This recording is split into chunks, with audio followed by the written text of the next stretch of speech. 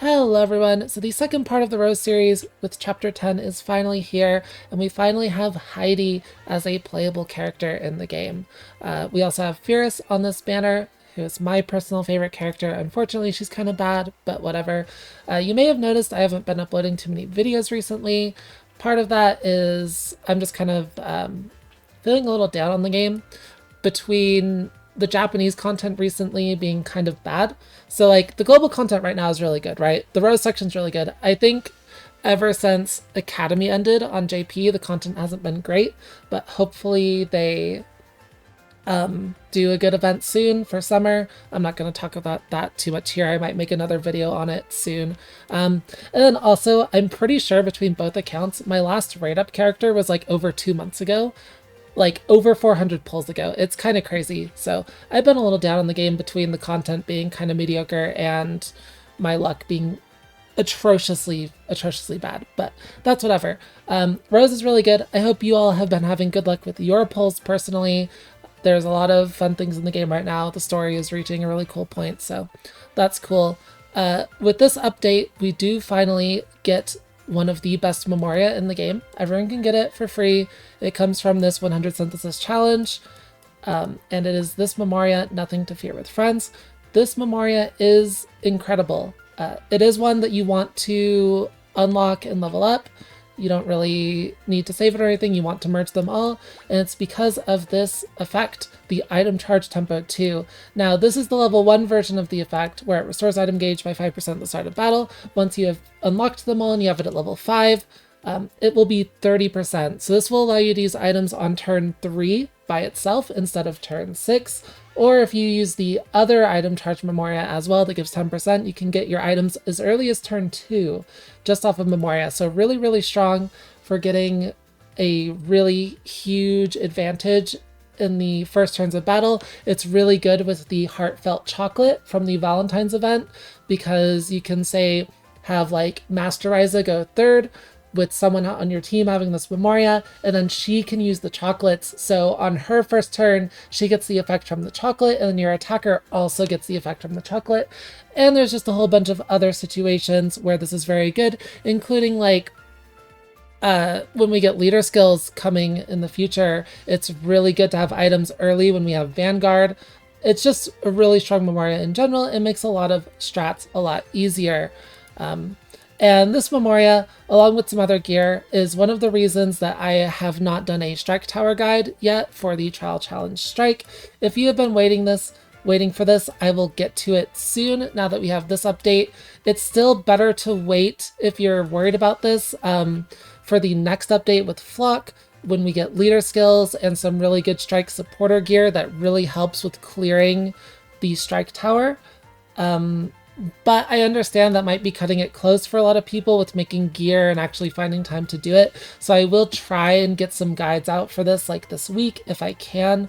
The first 6 floors should be easy for most people, but once you get to floor 7, it starts getting kind of hard. And I'm not sure I will be able to come up with something that's literally no 3 stars for floor 7 and 10. Corneria is very good in them, and they're quite difficult, but we'll see. Of course, if you have Corneria, if you have Strike Val, if you have Heidi, like all these really good strike characters, like it should be no problem for most people, but if you have none of these characters, that's kind of what I'm going to be making the guides for, so.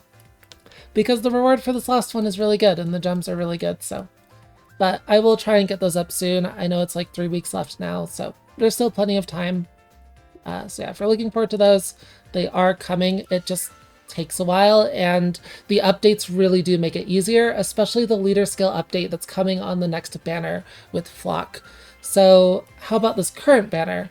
That is not the banner. So this current banner is Heidi and Firis. Should you pull on it?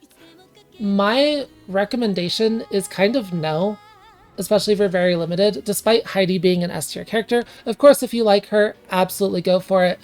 But this banner is, you know, it's here alongside a really, really high quality banner with Roseval, Liddy, and the Memoria.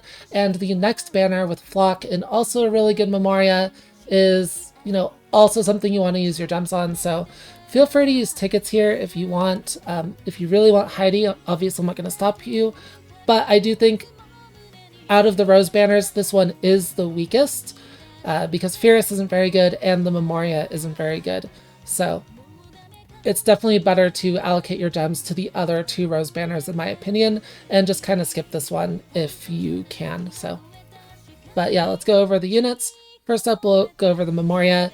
It is just a, if you have the one from the permanent pool that gives slash stun up for like Master Ryza, it's exactly the same as that except for strike. So this one's made for Heidi. You're not going to use memory crystals on this. You're not really going to aim for it because it is just for breakers. It's not going to give you damage.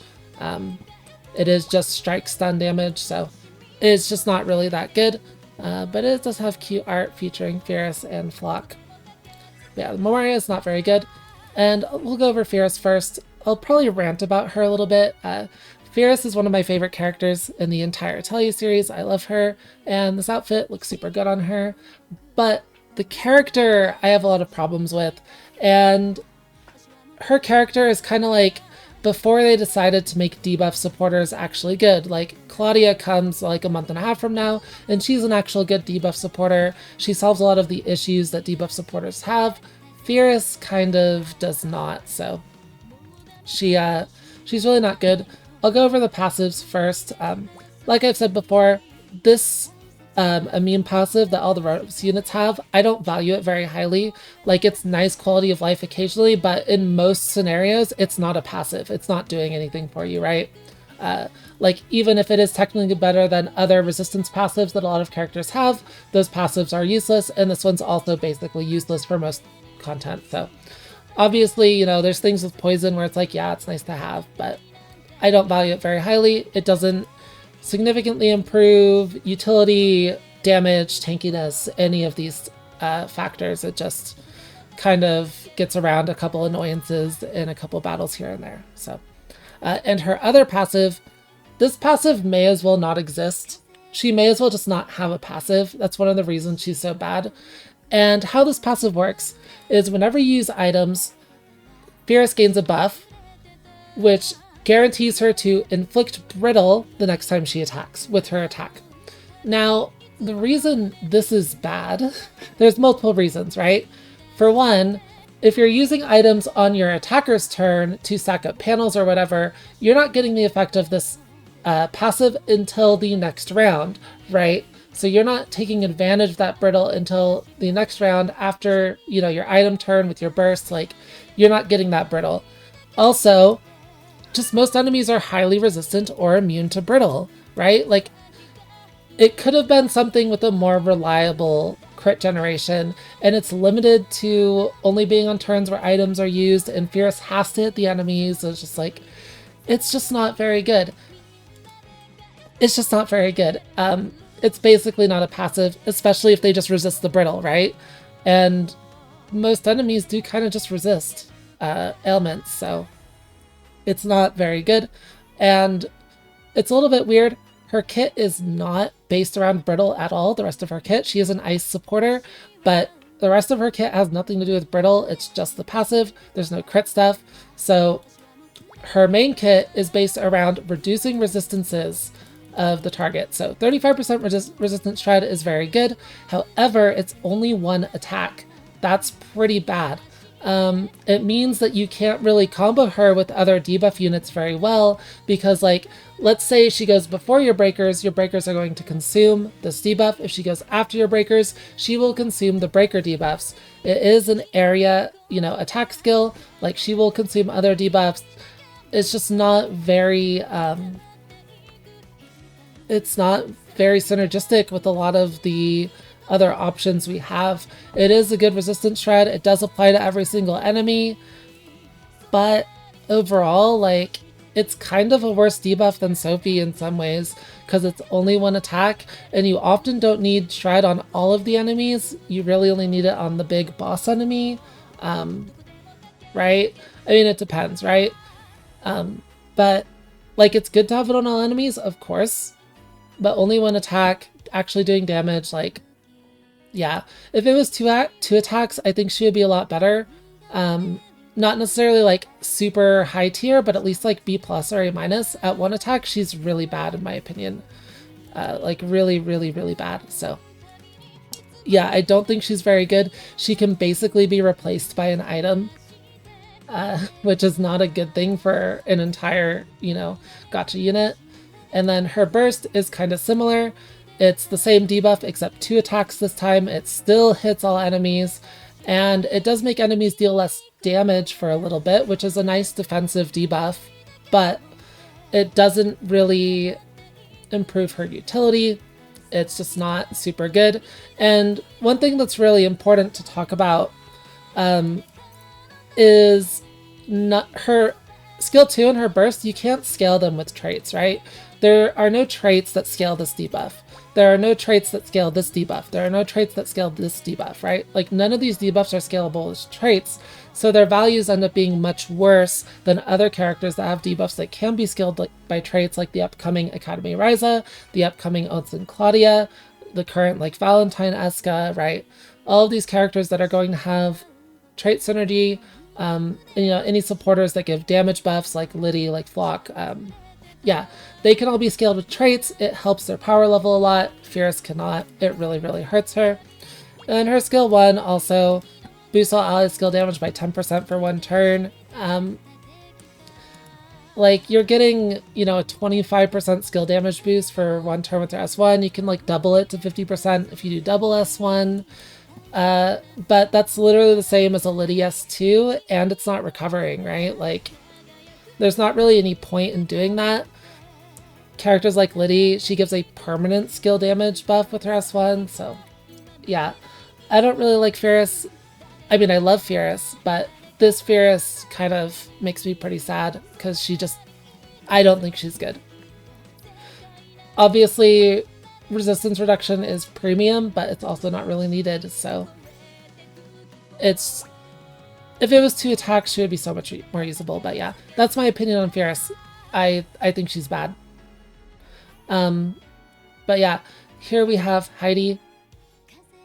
And Heidi, on the other side, is absolutely an S tier unit. She's an S tier breaker. She's really, really strong. And so why is Heidi so strong? For basically 3 reasons. Her passive, her skill 2, and her burst are all incredible.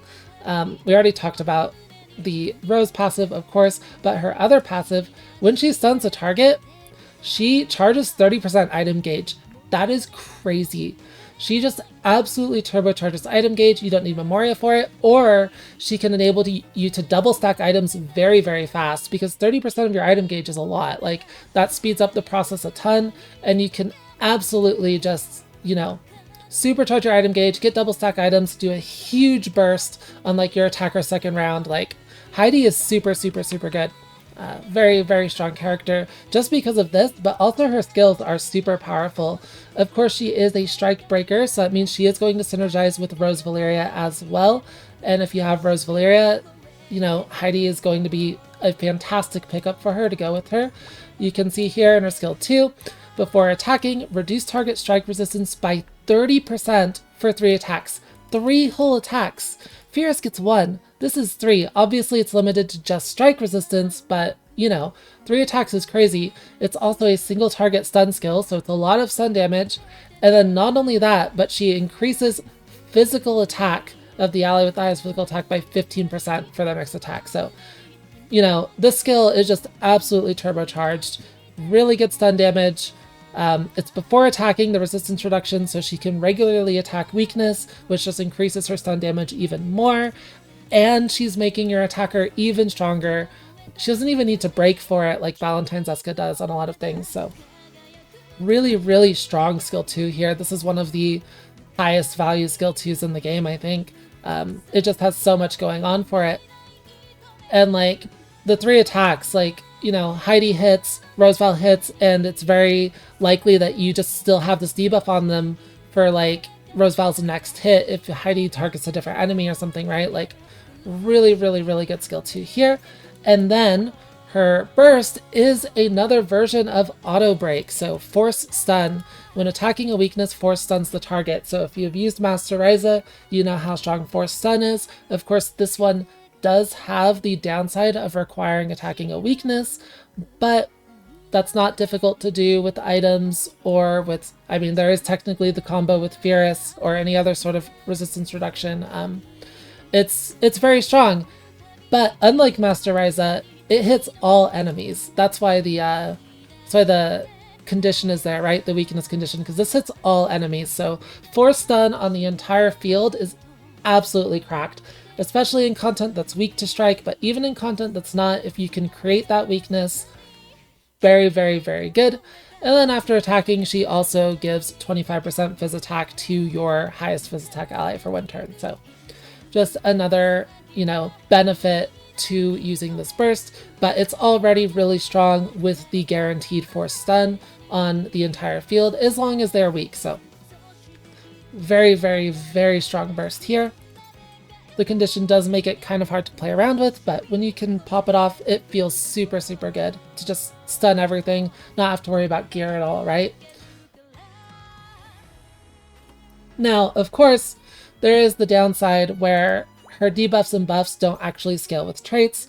A lot of breakers, starting with Valentine's Eska and upcoming, do scale with traits like, physical magic resist down, sometimes damage buff A, etc. So, but that also, leaves more room in her gear to actually get physical stun traits on her gear. So it's not like she's already really good. It's not like a big downside, but because it is nice to just, have that physical stun gear at the same time. If you're auto breaking, she doesn't really need it. Usually she will need it for the single target stun, but yeah, really, really strong character. And also her skill 1 is just a nice little stun steroid for herself, boost on stun damage by 40% when attacking weakness for 1 turn. Like I mentioned before, she will usually be hitting into weakness because of the resistance shred on her skill 2, so that's not really a downside to that for most content. And she also restores item gauge by 10%, so if you just need to get even more item gauge to make sure that those items are going to be double stacked, yeah, you can get, 30% from a stun, 10% from here, maybe just 30% from another stun. Like, really good at charging your items. She has the 4 stun. She's really good support for Val with the strike shred and the physical attack boost. She is just a really, really strong character in general, and she's also quite fast, which is always good on a breaker. So yeah, thumbs up for Heidi. Really, really good. She also has a stun damage boost synthesis gift, which is worth mentioning. It's obviously generic stun damage boost, so it's not super high tier like a Fizz stun damage boost or a magical stun damage boost gift would be, but she does link to some characters. If you don't have other options, she is still usable, so yeah. But yeah, overall, Heidi great, Firis not very good, the Memoria not very good. Like, it's a good Memoria if you get a ton of it, of course, it'll be good for Heidi, but you don't really want to pull specifically for this. It's not so good that you would do that, right? But yeah, Heidi's quite solid. Unfortunately, it's kind of just like, next banner has Flock and a really good Memoria. Val and Liddy and the Memoria there are all really good. So, like, even if you kind of spend a lot and don't have a super tight budget on the game, it's still probably not worth pulling this banner to get the Memoria from the other 2 banners, and you just end up sparking Heidi probably. This banner really, I don't think, is super worth pulling for most people unless you really, really like the characters. Like, despite Heidi being super strong, right? Like, if you really do want Heidi because she's strong, you want her to go with Rose Val, absolutely go for it. It's just Memoria are harder to obtain. You won't be able to randomly pull them in the future as easily. The rates are really bad. You need a bunch of them, like, so yeah. But that's it for that. I wish you all luck with your pulls. I hope you all have had better luck than me on your recent pulls, and look forward to the Strike Tower videos. Hopefully those go smoothly. I'm kind of dreading it, just being honest there, but we will figure something out for it because they put really good rewards behind that, and I don't really want people to miss them. So, but yeah, thanks for watching, and I will see you all in the next one. Bye-bye.